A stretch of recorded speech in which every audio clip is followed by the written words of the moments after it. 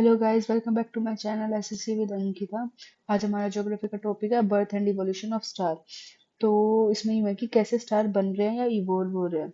तो जो हमारी गैलेक्सी है उसमें सबसे बेसिक एलिमेंट है वो है हाइड्रोजन एंड हीलियम गैस, जो हमारे नेचुरली प्रेजेंट है। उसी से हम लोगों के स्टार बनते हैं और जो भी प्लैनेट्स है वो बनते हैं। तो हमारा जब मान लो कि गैलेक्सी में हाइड्रोजन एंड हीलियम है, हीलियम गैस है, और ये है बहुत ही low temperature, means less than -173 degree Celsius. -173 degree Celsius से भी कम पे है ये। तब ये क्या है, कंडेंस होंगी, मीन्स ये आसपास आएंगे, ये मॉलिक्यूल्स आसपास आएंगे। तो ग्रेविटेशनल फोर्स इंक्रीज होगा इनके बीच में, ग्रेविटेशनल फोर्स से अट्रैक्ट होके और ज्यादा कंडेंस होंगे, बहुत ज्यादा कंडेंस हो जाएंगे, मीन्स कॉन्टैक्ट होंगे, कंडेंस होंगे। तो ये हाईली जो डेंस ऑब्जेक्ट है हाइड्रोजन हीलियम की गैस का, इसको बोलते हैं प्रोटोस्टार। प्रोटोस्टार ये लाइट एमिट नहीं करता, लाइट एमिट नहीं करता, मीन्स इसकी कोई भी लाइट नहीं है, ये बस एक हाईली डेंस कंडेंस्ड है हाइड्रोजन हीलियम के गैस का, इसमें कोई लाइट नहीं है। अब और भी ज्यादा कंडेंस हुआ, कंडेंसेशन इंक्रीज, कंडेंस हुआ ज्यादा। अब कंडेंस होएगा तो हाइड्रोजन और हीलियम के जो एटम है वो कोलाइड करेंगे, और कोलाइड करेंगे तो टेम्परेचर इंक्रीज होएगा। ऑब्वियसली कुछ भी चीजों का कोलिजन होगा तो टेम्परेचर इंक्रीज होएगा। अब ये temperature minus less than -173 degree Celsius से 10⁻⁷ और 10⁻⁸ तक हो जाएगा। 10⁻⁷ मीन्स वन, इतना इतना सेल्सियस हो जाएगा। अब ये इतना ज्यादा टेम्परेचर हो रहा है, टेम्परेचर इंक्रीज होने की वजह से इसकी हो जाएगा, रेड कलर हो जाएगा। रेड कलर होएगा, टेम्परेचर इंक्रीज होने की वजह से लाइट एमिट करेगा।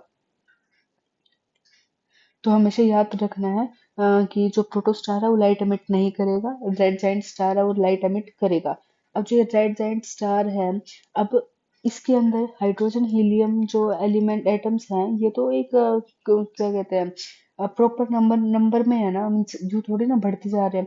अब जितना ज्यादा हाइड्रोजन हीलियम कोलिजन होगा, दो हाइड्रोजन के एटम मिलके हीलियम के एटम में कन्वर्ट होंगे, ठीक है। अभी इसमें तो है ना, ये प्रॉपर नंबर है हाइड्रोजन और हीलियम का। तो अभी कुछ टाइम के बाद हाइड्रोजन खत्म हो जाएगा, सारा का सारा हीलियम में कन्वर्ट हो जाएगा। तो जो हाइड्रोजन खत्म होने के बाद सारा का सिर्फ हीलियम ही बचेगा इसके अंदर, हाइड्रोजन कुछ भी नहीं बचेगा। तो अब इसमें क्या है, अब हाइड्रोजन और हाइड्रोजन है हीलियम में कन्वर्ट हो रहा है, कंडेंस हो के।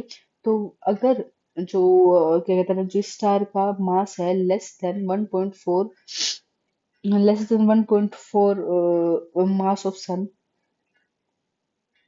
लेस देन 4 सन है, तो ये छोटा है। छोटा में क्या होगा कि है ना, छोटा होता जाएगा, सारा हाइड्रोजन खत्म हो गया, हीलियम बच गया, तो ये व्हाइट डॉर्फ स्टार में कन्वर्ट हो जाएगा, मीन्स ये व्हाइट कलर का हो जाएगा और इसके अंदर सिर्फ हीलियम ही प्रेजेंट है।